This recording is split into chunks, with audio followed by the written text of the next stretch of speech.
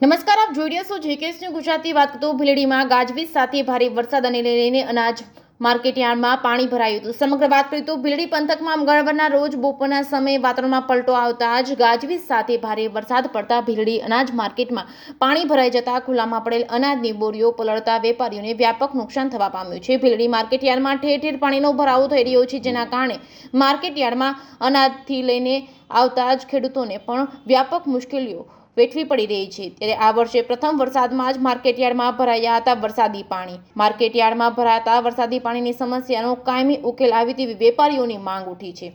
જેકેએસ news Gujarati સાથે ભરત ઠક્કર, ડીસા.